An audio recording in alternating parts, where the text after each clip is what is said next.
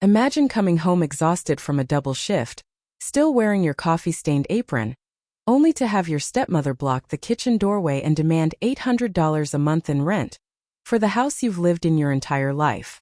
That single moment lit the fuse on a secret that would flip everything upside down. I just finished wiping down tables when my stepmother, Vanessa, marched into the kitchen, arms folded tight across her chest. "You're 22 now, Emily," she said, her tone calm and practiced, like she'd rehearsed it in the mirror. "Starting next month, you'll pay $800 to stay here, plus your share of the bills." Upstairs, Mason was screaming at his video game. Harper was filming herself twirling in the hallway for the 100th time that day. And somehow I was the only one who needed to contribute. I didn't argue. I didn't even raise my voice. Because in that second something clicked. She had no clue she just handed me the key to take everything back. Most people think a house belongs to whoever's name is on the mailbox. For me, this cozy 4-bedroom in Colorado Springs had been mine long before I even knew what a deed was. I was 7 when my mom passed away. The kind of quiet that follows a child after something like that is deafening. My grandparents, Walter and Grace, didn't hesitate. They sold their little ranch house across town, bought this place outright, and moved in to raise me when my dad couldn't. I can still picture Grace sitting next to me at the big oak table, showing me how to julienne carrots without rushing. The kitchen always smelled like her chicken noodle soup simmering on the stove. Walter spent his days in the backyard, humming old country songs while he pruned the rose bushes Mom had planted. Every time the breeze moved through those petals, it felt like she was still here. This house wasn't just brick and mortar. It was love poured into every corner. Then Vanessa showed up. Dad met her at a company holiday party. 3 months later, she was wheeling shiny new suitcases into our living room, smiling that tight smile and saying she didn't mind the vintage vibe. Week 1, she rearranged the entire kitchen. Week 2, she quietly boxed up Mom's handmade pottery and replaced it with sleek white dishes she called modern.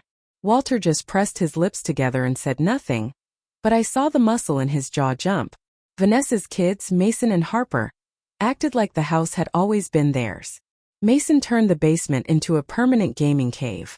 Harper claimed 2 closets for her clothes and complained the natural light was trash for selfies. I was 11 when the chores started sliding onto my plate. At first it was little things, taking out the trash, loading the dishwasher. Then it became everything. Whenever I asked why Mason and Harper never helped, Vanessa would tilt her head and coo. "They have different strengths, honey. You're just so responsible." Dad never fought it. He was grateful someone else was running the house he'd emotionally checked out of years earlier. By the time I turned 15, I knew everyone's schedule better than my own. Mason slept until 2, leaving sweaty gym clothes in heaps outside his door. Harper practiced her influencer laugh in the bathroom mirror, while filming videos she never posted. Vanessa drifted through the rooms like a museum curator, trailing one finger along the shelves to check for dust. She always paused in front of Mom's framed photo in the hallway, but never once said a word about it. Outside these walls I had school, friends, my barista job. Inside I was the live-in help.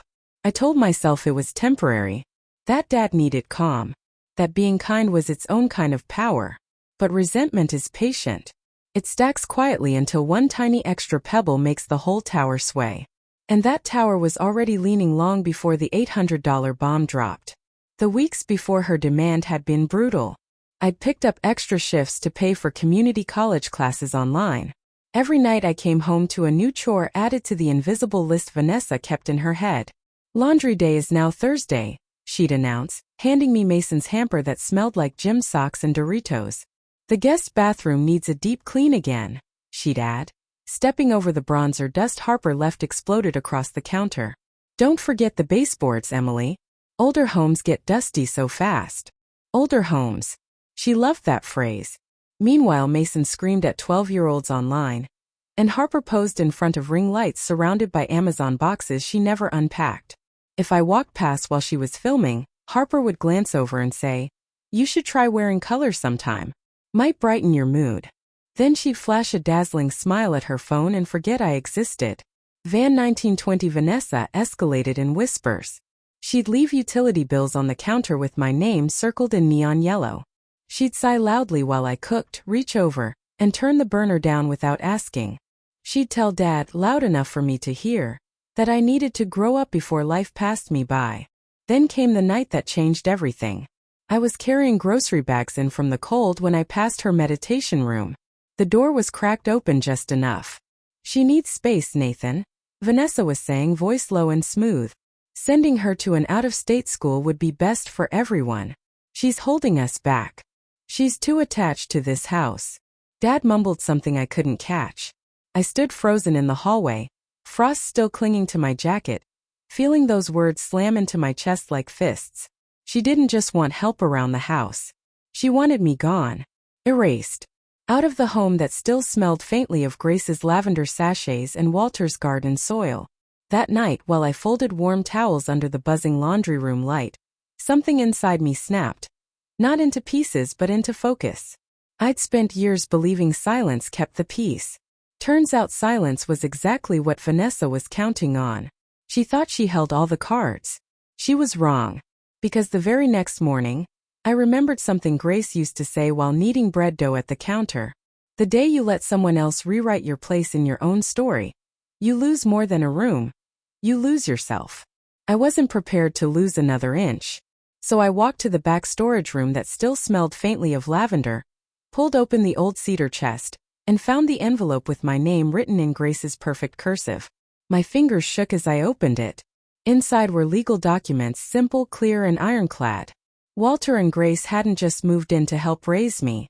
They had purchased the house themselves and quietly transferred the deed into my name years before they passed away. They knew. Somehow they knew I'd need protecting one day. I sat on the cold floor, dust floating in the thin winter light, feeling their hands on my shoulders all over again. Later that day I drove across Colorado Springs to see Karen, my mom's best friend since childhood. Her little bungalow smelled like cinnamon and old books. I told her everything, the chores, the rent demand, the overheard conversation, the documents. When I finished, Karen reached across the table and squeezed my hand. "Emily, your grandparents saw Vanessa coming a mile away. This house isn't just shelter. It's your fortress. And you have every right to defend it." We spent hours going through the extra papers Grace had left with her for safekeeping. Old utility receipts in my name, notes from Walter about property taxes, even a couple saved voicemails of Vanessa being cruel to Grace years ago. Nothing explosive, just pattern. Proof. By the time I left Karen's house, the sun was sinking behind the mountains, painting everything soft purple. For the first time in years I felt steady. Vanessa wanted me gone. Instead, she'd reminded me exactly who this house belonged to. That night I walked through the front door, saw her lounging on the couch scrolling Instagram, and I knew. She had no idea the power she just handed me. I figured I'd wait weeks to confront her. Turns out she couldn't wait 24 hours. I came home from closing shift smelling like espresso when I found her sitting at the dining table, a crisp folder placed perfectly in front of her. Mason was sprawled on the couch, headset around his neck. Harper sat cross-legged on the floor, ring light glowing. "Perfect timing, Emily," Vanessa said with an icy smile. "We need to talk about your financial contribution." There it was, the line she'd practiced. I hung up my coat slowly. "Contribution?" "Yes." She slid a printed sheet toward me. $800 a month plus utilities. "It's only fair." She glanced theatrically at her kids. "Everyone has responsibilities." I looked at Mason picking chip crumbs off his shirt. At Harper adjusting her phone angle. "Everyone?" I asked softly. Vanessa blinked. "Don't be difficult. They're focusing on their futures. You have a job." A tiny humorless laugh slipped out of me. "Then let's get everyone down here," I said. "Family meeting." She loved the idea of official family meetings. 5 minutes later Dad shuffled in, tie crooked, looking confused. "What's going on?" he asked. Vanessa jumped in. "Your daughter refuses to help with household expenses." I ignored her and looked straight at Dad. "Do you really think I should pay $800 a month to live in the house my grandparents bought for me?" He hesitated just long enough. "Vanessa and I discussed it," he said weakly. "It seems fair." "Fair," I repeated. Then I set Grace's envelope on the table. "Okay, let's talk about fair." Vanessa's smile flickered. I opened the envelope and laid the deed on the table like it was the simplest thing in the world. This house, I said quietly, has legally belonged to me since I was 12 years old. You could have heard a pin drop. Mason stopped breathing mid-chew. Harper's phone slowly lowered. Dad's face went white. Vanessa forced a laugh, too loud, too sharp. This is ridiculous. Nathan, tell her she's being dramatic. Dad closed his eyes. It's true, Vanessa. Walter and Grace put the house in Emily's name before they passed. The room went perfectly still. Vanessa shot to her feet, chair screeching. You knew? All this time and you never told me. It didn't seem relevant. Dad started. Not relevant, she nearly shrieked. I've run this house for 12 years. I slid the second folder across the table. Actually, I have. Here's every utility bill, every grocery receipt, every repair I've paid for since I started working at 16. Dad's eyes scanned the pages and filled with shame. Then I pulled out my phone and hit play. Vanessa's own voice filled the dining room. She needs space, Nathan. Sending her away would be good for everyone. She's too attached to this house. Dad went ghostly. Mason muttered, damn. Harper looked like she might throw up. Vanessa lunged for the phone. Pulled it back. Recording someone in their own home is legal in Colorado, I said calmly. Especially when they're plotting to steal it. I opened the final folder and slid the eviction notice toward her. Official, stamped, dated. Her mouth actually fell open. You have 14 days, I said. She started shouting. Mason cursed. Harper started crying and angled her phone to catch the tears for content. Dad just sank into a chair looking 20 years older. I gathered my papers, tucked them back into Grace's envelope, and walked toward the stairs. 14 days, I repeated over my shoulder. Then I take my house back. Vanessa screamed. You think you're strong enough to do this alone? I paused on the bottom step and looked back, really looked at her. I was never alone, I said. You just made me remember who's been with me all along. 2 weeks later they were gone. The morning Vanessa dragged her last suitcase out, the house felt lighter. No cloud of perfume choking the hallway. No screaming headsets. No passive-aggressive sighs. Mason grumbled as he carried out his gaming chairs. Harper sobbed dramatically the entire time. Dad didn't officially move out, but he started sleeping somewhere else. When he did come by, we spoke softly, carefully, like two people standing in the rubble of a bridge we both helped burn. I opened every window and let the crisp Colorado air sweep through. Karen moved into the guest room a week later, bringing pots of soup and stories about my mom I'd never heard. Together we brought back the little things Grace loved, the faded recipe cards taped inside the cabinet doors, Walter's old gardening hat hanging by the back door.